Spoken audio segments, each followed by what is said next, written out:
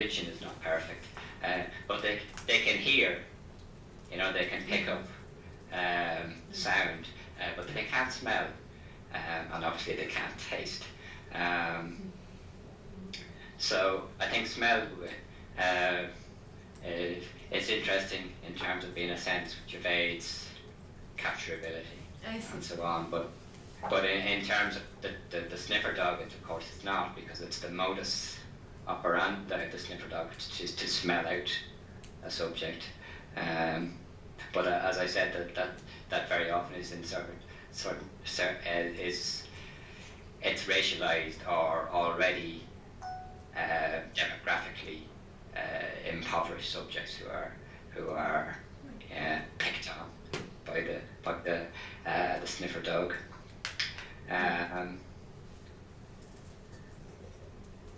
Now, Achille Mbembe, who I'm sure Amanda knows very well, he's the theorist who first talks about necropolitics as this idea of subjugation of life to death, or the idea that sovereignties are reliant on a schema or a rational scheme which frames certain life as livable, and others as not. But one thing which interests me about Mbembe is his attention to the figure of the Palestinian suicide bomber.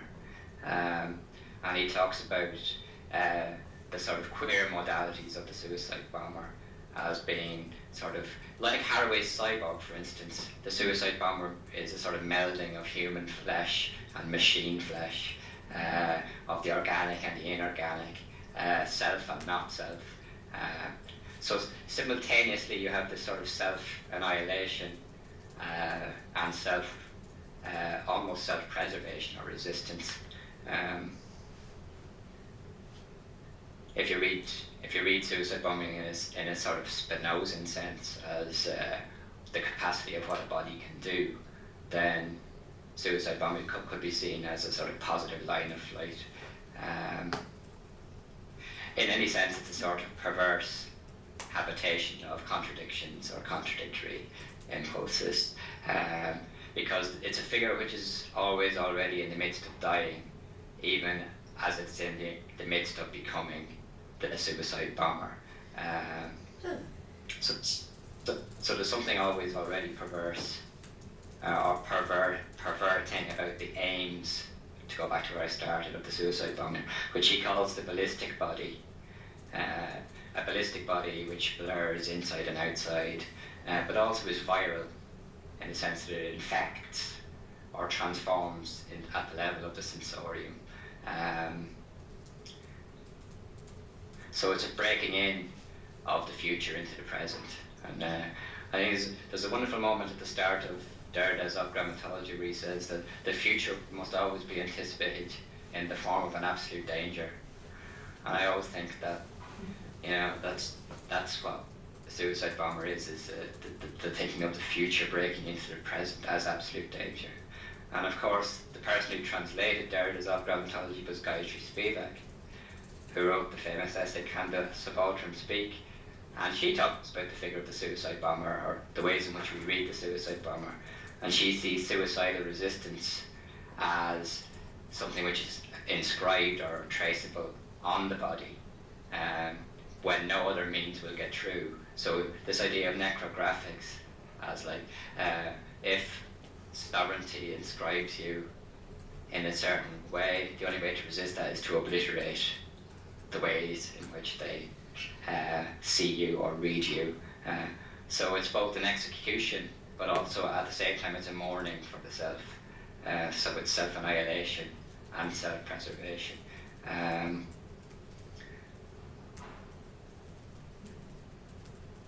So I think that's interesting in Spivak. Again, it's about this idea of the collapse of insides and outsides, organic, inorganic, and so on, because they fire out in all directions. And the interesting thing about the suicide bomber as opposed to the drone is that there are no designated killees in a suicide bombing. It's more about killing indiscriminately, whereas a drone is a targeted strike. So there's something more transient or mobile about the suicide bomber. But there's also, I want to argue, an inter-articulation of the drone and the suicide bomber, because now, since 2006, the US military have been reporting this new technique which is being used by sort of counterinsurgents, which is suicide bombers who are equipped with a camera which will transmit images directly to their superiors. So in this way you have suicide bombers who have become human drones, in the sense that they're part human, part camera. So they've got a miniature camera installed in their vest, and if they don't detonate or explode, their superior in another terrorist cell, so a second person who's a drone operator in a sense, can remotely control their device and blow them up or detonate them. Yeah, so you've got a human drone being invented there who can, thanks to long distance, actually be detonated anywhere. But the irony of that is that that those who are surveilling in the opposite camp, thanks to the cameras that they have, can be surveilling those subjects and like the sniffer dog, looking out for the signs of a suicide bomber, which is odd behaviour or suspicious gestures and so on. I read an article recently which goes through the various different types of thing, one of which is smell actually. They say if you smell a certain type of perfume, you know that it's a suicide bomber, because they'll put lots of perfume on to disguise the smell of sweat and fear, for example. So this is thing in an American document of how to know a suicide bomber. Wow. So they're then assassinatable, even though they're already in the midst of assassinating themselves. How am I doing for time? Actually, it looks like Amanda has to leave soon. She wanted to follow up with you on email, so if it's okay, I'll pass on your email to her. I actually need your email. Oh, so, yeah, sure. Is that all right? Yeah.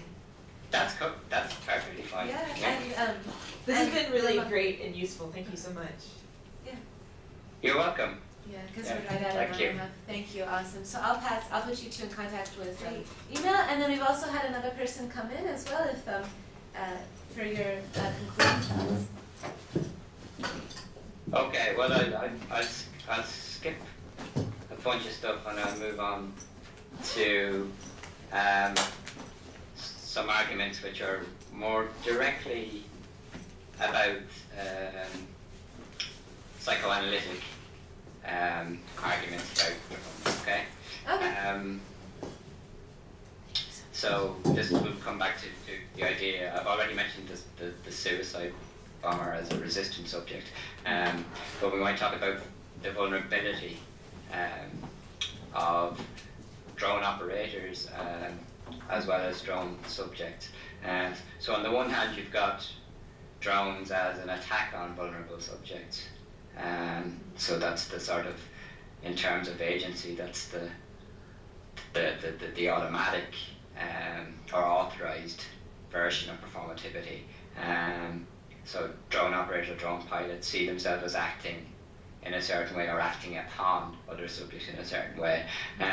But also there's a sort of receptivity in that drone operators are seen to be invulnerable, because they cannot be killed, they cannot be hurt.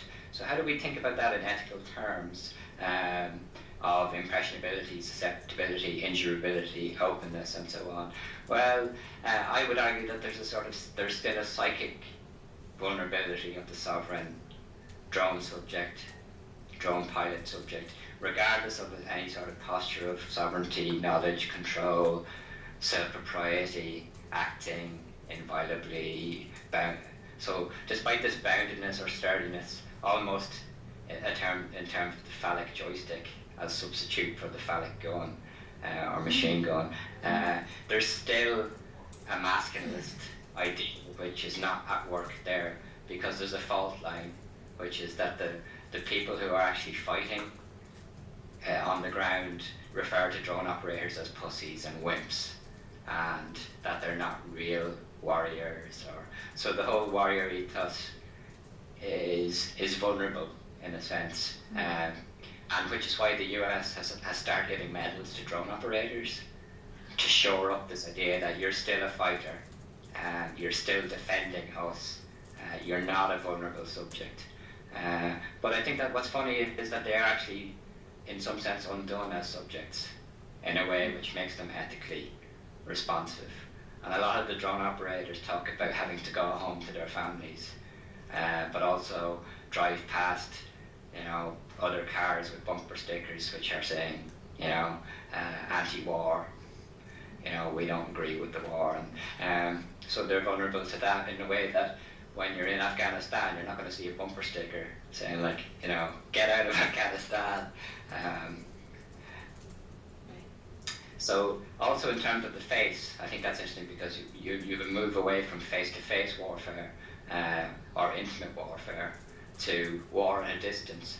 But is it really at a distance because the drone operator follows their subject or their target for weeks on end, and they in a sense they're in their bedroom, they eat with them, they see them go to the shops, they see them go to funerals, they live with them in a sense. So on the one hand you have an administration of violence, but on the other you have a certain intimacy where you're killing someone who should remain other to you, but in a sense you have become quite close to them in a certain way. But also they see their own troops die very often. So there's a recognisable face in that case where due to misinformation, hostile fire is actually directed at your own friends or someone you may actually be intimate with. So that's an instance, I think, of the way that machines instrumentalise us just as much as we do them. So it's a whole different frame for thinking about it. One other thing I wanted to mention was the ways in which drones symbolise very much our own world, in the sense that everything now is subject to automation. Going to the bank, getting on a bus, driving on the road with a GPS system.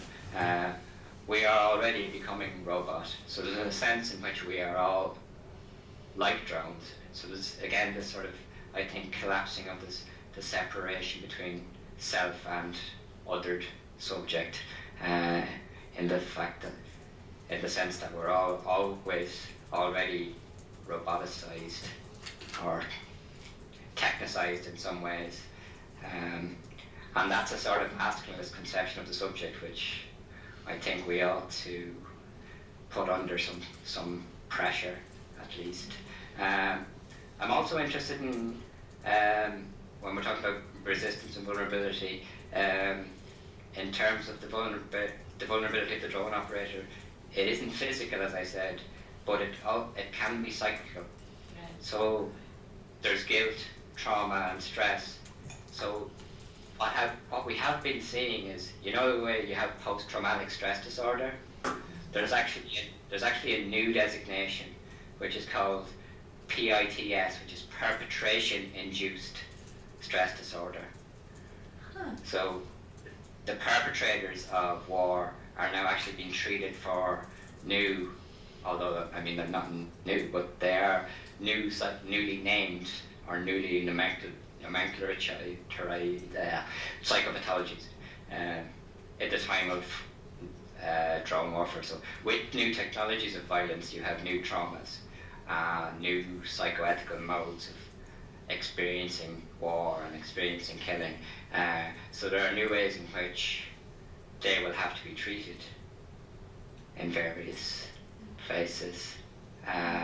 So I think that's a fascinating question.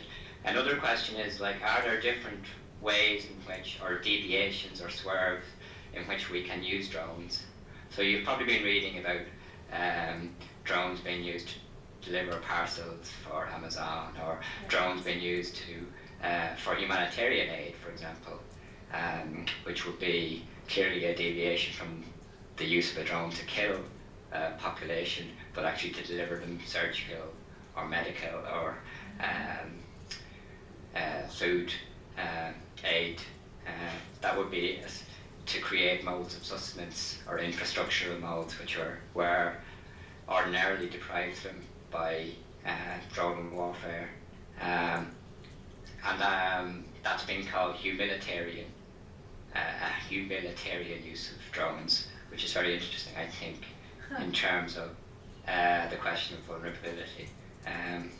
So that seems to me interesting in terms of thinking about the way drones act, or act on, or act upon, and the ways in which they also act upon us. So there certainly is a re-signification which is possible there, or ways in which we can use drones, which we associate with necro-power and necro-political, in ways which would actually engender more livable lives, or more conditions, possibility for lives which would be supported and therefore not deprived of the conditions for living, or deprived of their infrastructure. So how can we design drones in ways which would be primarily for aid and support? Now, I would argue, and it follows on from the psycho-ethical point, if there are new modes of warfare or new techniques of warfare which lead to new treatments, then there are also ways in which those new techniques, drones for example, could also be re-signified or reiterated in different ways, which could end up being used in ethical ways for support, sustenance, and for making or crafting more livable lives. So the whole question of responsibility and vulnerability and openness to the other comes up there. And I guess I'll leave it at that and see if you've got any questions. Thank you. Yeah, there were so many directions that your new project's going in. It's been really interesting to touch on so many topics and even so many theories. That's really fun. Let's see. It was kind of a side question, but when you started talking about the phallic joystick, I started remembering everything about the hashtag Gamergate scandal, and I just thought it was such a... Yes. I just couldn't, and then my mind just kind of bubbled over with the implications there. Yeah. But it's not a conceptual question. I was just kind of excited. Yeah. I actually, believe it or not, I didn't know what Gamergate was until quite recently. Okay. I organised a symposium in Dublin on black metal, black metal music. Oh, I saw that on your page. Yeah, coloring it black or something like this. Yeah. That's right. Yeah. And we were getting all these blog posts and tweets about the event, calling us social justice warriors and hashtag Metalgate. So I looked it up, and of course that led me to Gamergate. Okay. So it's quite interesting in terms of the idea of the feminized subject as in a sense her having no place within the space of the game world or the gamer world, or the feminized subject having no space in the metal world either. I don't know if you saw Law and Order Special Victims Unit did an episode which was based on Gamergate, which it goes from sort of verbal threats to eventually they actually rape a famous female game designer. So I think there are definitely links between Gamergate and some of the ethical issues or ethical questions around drone warfare. I was thinking it was so interesting tied to that idea of because of the joystick they needed to reassert their masculinity in new ways and they were receiving medals of honor, and the way that it that's the link that I found really compelling. Yeah. Yeah, and it's funny because it's clearly a substitute for a gun. Yeah. And yet if you read on all these military forums where there are people engaged in actual kill zones, shall we say, who are saying these guys are not soldiers. They don't place themselves in any danger. They have no risk of being killed. They go home to their families and their partners. You know, so there's been this sort of idea that they're just like commuting to work. Or they and, play you know, games almost. I think there's also that. Yeah. Honestly. Yes. Implicitly, yeah. So there's a virtualization of what they do. Yeah. So it's not all that far removed, at least. Right. Symbolically from Gamergate, in a sense. And it's funny that we always think, and the discourses around it are always about male subjects, even though there are, as I mentioned, female drone operators. But also, if you think of the iconic image from Abu Ghraib, it's Lindy England. It's a woman who's like, you know, has the Arab subject on a leash, you know. Yeah. So there are also, you know, sort of. Yeah. Oh. Civilization. Yeah. I have a number of. Penny? Oh, go ahead. Yeah. Oh, hello? Can you still hear me? Oh, yeah, the internet, broke up just a bit. Sorry, could you pick up one more time and wrap up? Since it's almost 2, I guess we just have a few more minutes. Yeah, go for it if you have more questions. Oh, yeah, no, Shoot. go. Did either of you have a question? Okay, I had some more, just small things like this, just things to chat about. I can just follow up with you in email maybe, but about some of your earlier comments. But I'm sorry, we missed the last thing that you said. Could you repeat it one more time? The internet cut out here. Oh, I was saying that we shouldn't automatically equate militarization with masculinization. Right. Right. Which we do in certain ways, but you know, the whole formulation of warfare as us versus them is so insistently mapped onto the masculine feminine binary. Right. You know, the subject to be attacked is always feminized or racialized or sexualized or seen as perverse in some way.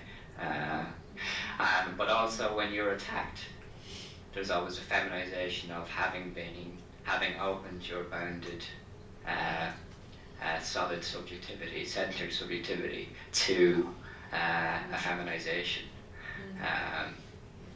So I think that there are ways in which we need to think about that as, I mean, the drone, for example, you know, when people go back to the etymology of it, they think like, oh, the drones and the worker bees and so on. But there's a gendering going on there too, which just isn't attended to even when people are talking about the etymology of the term. Yeah. I hadn't thought about that actually. Thank you so much, Michael. I really appreciate you Skyping in all the way from Dublin with the strange time zone and dealing with the technical annoyances. So thank you very much. Yeah, and you covered such a wide range of topic, and there are, I know Amanda wants to follow up with you, I want to follow up with you, and I have a friend who actually works on vulnerable subjectivity, and it's just crazy she's not here, and I'll try to maybe put her in touch with you as well. What does she work on? Vulnerable subjectivity, actually. Okay. Yeah, and yeah. I left out a whole bunch of stuff on vulnerability, Right. which would go really into the finer details of Butler's recent rethinking of vulnerability.